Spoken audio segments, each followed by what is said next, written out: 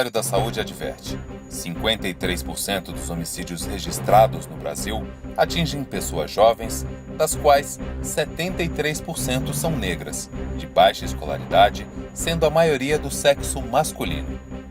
A violência contra a população negra continua sendo foco dos protestos da APUESP em novembro, quando se celebra o mês da consciência negra. Consciência negra. Consciência negra. O Boletim da Consciência Negra, editado pelo sindicato, não apenas denuncia o preconceito, seja ele de raça, estético ou social, mas também celebra a diversidade. Até pouco tempo atrás, o tema da inclusão e do respeito às diferenças era alheio ao ambiente escolar e à sociedade em geral. Os professores têm papel relevante na mudança desta lógica excludente que predominou durante tanto tempo. Por isso, em 2012, a APUESP realizou 3 encontros para envolver os professores nesta temática do combate ao preconceito, ao bullying e ao assédio moral, junto com o processo de inclusão. Consciência negra. Consciência negra. Desconstruir discursos sociais que reforçam o preconceito de raça, gênero e orientação sexual e debater claramente essas questões dentro da escola são tarefas desafiantes não só do professor, mas de toda a comunidade escolar. Esse foi um dos temas abordados num encontro que reuniu 2 coletivos da APUESP, o coletivo Antirracismo Milton Santos e o coletivo LGBT Fernando Schiller.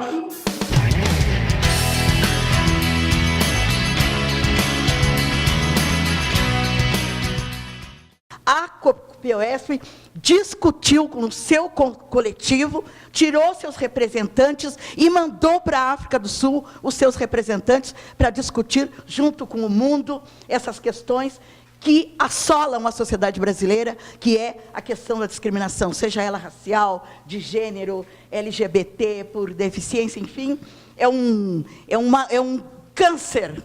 É um câncer da sociedade brasileira. Esse encontro que a APUESP decide fazer para discutir a questão racial e discutir a questão da LGBT junto, eu acho que é muito promissor e demonstra que nós estamos avançando e o quanto que nós nos unimos, nós podemos avançar cada vez mais. A gente discute muito a questão, vamos discutir com o governo, discutir a questão de implementação, mas o nosso RH que contrata, e a gente está sempre nos serviços de menor remuneração, de maior trabalho e sempre ganhando menos. Eu escuto o professor dizer: minha escola cumpre porque as crianças ficam lá na quadra, o dia inteiro jogando capoeira e bibibibó. Isso não é a Lei 10.639, porque ela não está fadada só ao campo cultural.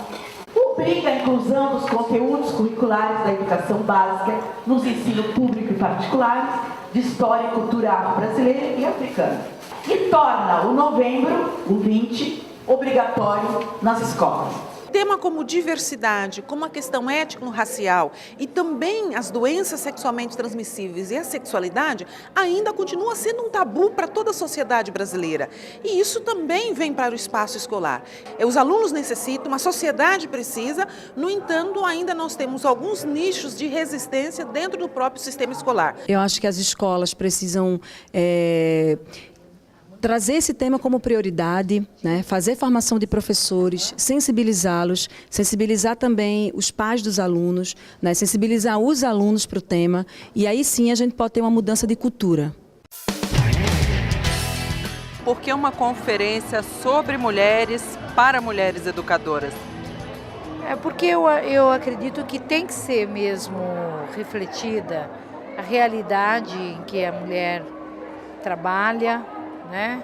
As condições de trabalho dela, as condições dela, mulher trabalhadora em educação, que é uma especificidade, né? Enquanto uma trabalhadora que trabalha não com a educação, mas com outra forma de trabalho, ela tem um desgaste.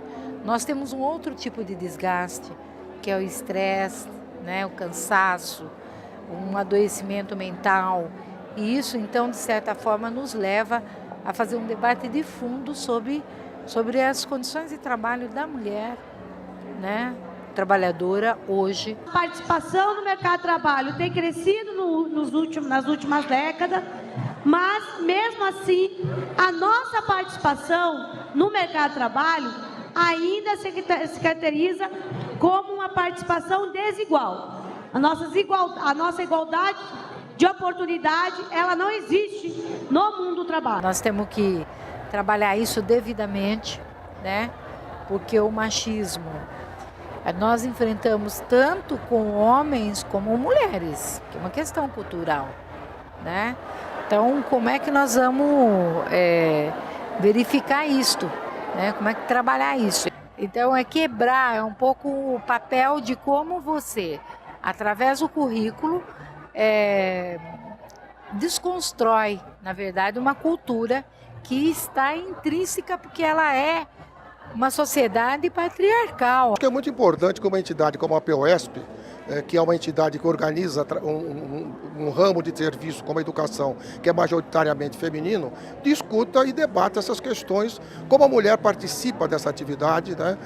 Do ponto de vista, não daquele ponto de vista que tradicional, da tia, da mãe, não. Como a profissional que tem uma vida, que construiu uma perspectiva de vida atuando no magistério. O ato de nós educarmos nossas filhas e nossos filhos para romper com a divisão sexual do trabalho a partir de casa já é a primeira ação política que nós temos que fazer.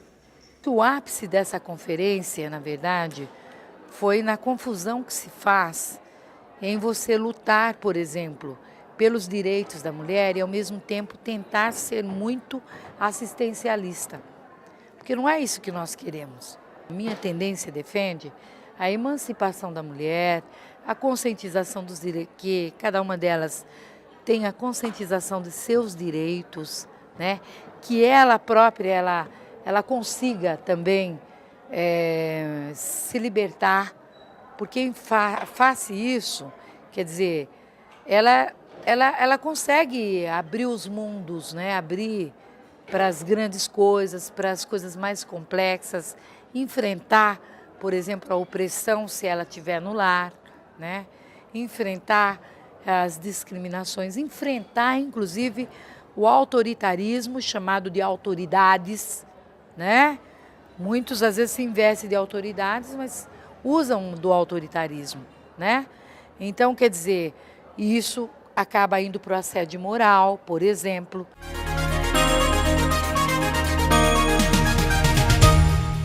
Os professores que estão diariamente nas salas de aula em contato com os seus alunos são os que melhor sabem o que é preciso para se ter uma educação de qualidade. Por isso, reivindicam a implementação imediata da jornada do Piso Salarial Profissional Nacional, que estabelece 33% para atividades extraclasse.